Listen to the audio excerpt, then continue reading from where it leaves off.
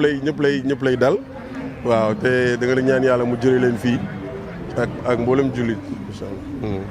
alors c'est une première nga dugg si biir itam amaana gis nga fa ay xale parce que ñu ngi naan bébé bu gën a ndaw il a 3 mois alors en tant que artiste tey vous êtes porteur de voix. on s'attend que tey à l'avenir ngeen peut-être bind ay texte wala kay lancer message ba nga xamante ñoom ñii moom la ñuy dund rawatina seen longue détention est-ce qu'on peut s'attendre à tey Fata génne benn morceau spécialement dédié à ça. oui pourquoi pas man nag xam nga artistiquement damay bëgg lu may wax rek mooy maîtriser ko bu baax a baax à un point que di nga ko mën a di développer ba nga xamante nit ñi bu ñu koy déglu dina am benn portée quoi man je pense que artistiquement man position yooyu laay bëgg di jël d'autant plus il y a pas longtemps j'ai mon fils par exemple qui a 13 ans moom mi ngi États-Unis mais bi mu xeexee ak benn moromam j'ai pu lui faire comprendre que est-ce que xam nga ne existé na ak kaso pour 13 ans comprendre nga donc dama ko njëkk laaj loolu c'est pour dire que xam nga tant que def mu ngi am kaso mënul ñàkk quoi donc comme parents yi dóoratuñu duñu def dara bu ñu yarul seen doom yi ci benn mbir bu dara amee loolu itam mënul ñàkk quoi donc société moo tëddee noonu xam nga donc même def morceau pour quand même alléger wala xam nga bàyyiloo xel nit ñi ci biir loolu moom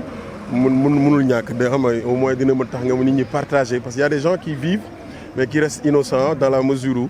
duñu dem fi ñuy juger duñu dem xool naka lay tëddee dinañ xam ne chaque jour en perpétuité ñu ngi def ay risques yoo xamante ni mën na tax ñu dugg ci même position yooyu. alors ñu wax si wàllu musique ñu gis kii di Babou Press depuis temps yii yëpp. moom kan ay futur Babou. Babou waaw Babou Press nga defoon ngeen sax yéen ñaar benn son yéen ñaar. Babou Press te mu nekk États-Unis.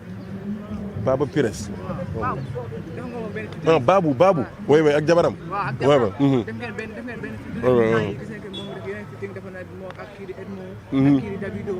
est-ce que mën nañu xaaraat beneen son nga ànd ak Babou. oui pourquoi pas gis naa si Instagram mu nekk mook Edmo ak Davido c'est ça.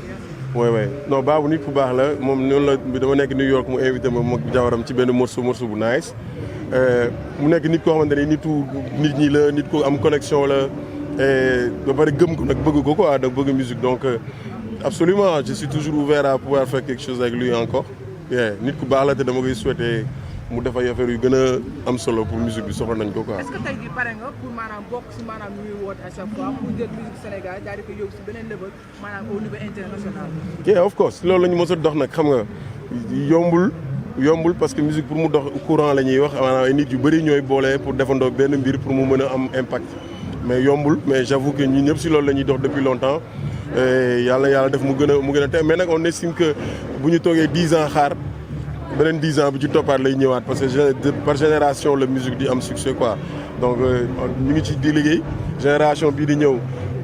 am na benn affaire bu am impact boo xam ne ñu ngi koy def loo xamante ni jóge na si ñun si suñuy inspiration tout ça mais dañ leen di ñaanal mu gën a nekk lu dëgër ba ñëpp di ko def pour mu gën a ubbeeku parce que musique bi loolu la soxla ouverture. pour yow c'est quoi le problème ba musique bi maanaam si tey à chaque fois. non mooy li koy def li ci ëpp mooy bañ a ubbeeku rek xam nga te j'avoue que léegi jeunes yi ngi surtout nouvelle génération bi ñu ngi ubbeeku ci musique bi ni mu war a demee ci àdduna te ba pare di tukki tamit il faut que artistes yi ak ñuy dem di voyager lu bëri pour mën a ubbeeku ci yeneen univers décomplexer un peu ce qui se passe dans le monde de la musique il faut que artistes yi di tukki pour di décomplexer seen bopp ci musique bi ci àdduna parce que mën nga toj Sénégal mais boo génnee ci cas bi léegi nga gis ni defoo dara quoi donc il faut parfois ñuy démystifier succès yi ñu am fii pour di mën a explorer yeneen univers.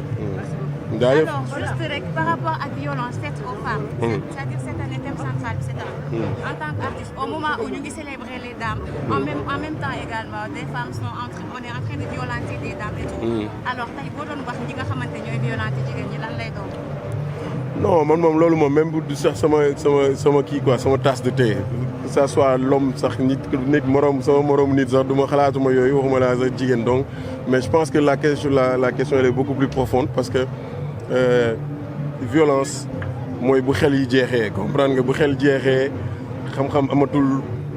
amatul benn compétence si les nit ñi di dem ci violence mais j'avoue que jigéen men mënoo ko xool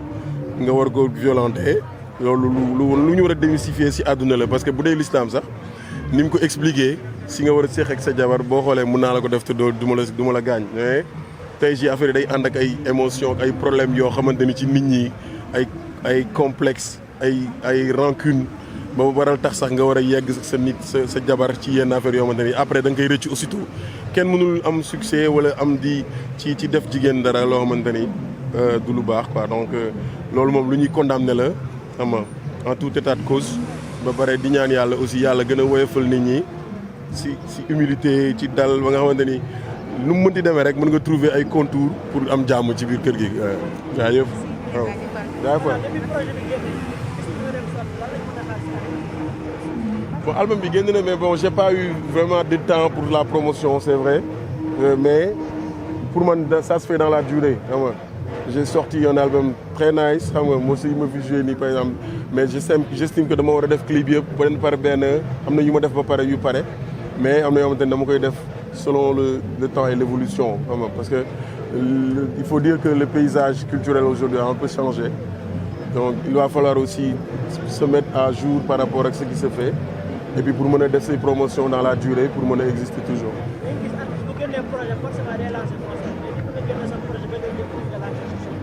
waaye mais conseils yi xam nga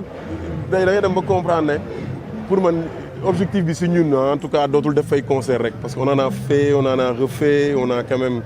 def nañ concert si endroit yëpp ba pare maintenant li ñu gën a bëgg mooy ñu def nekk ay levier yoo xam ne dinañ mën a inspirer toute une génération pour ñu mën a un peu xam nga changer les donnes en fait mais j'estime que même génn album c'est pas un problème mais kenn du ko jënd les gens ils ont perdu la notion d'achat des albums au Sénégal def concert mu fees dootul ndam parce que da ngay andi sa communauté sa quartier ñu ñëw feesal ko donc pour man les sujets se trouvent autre part.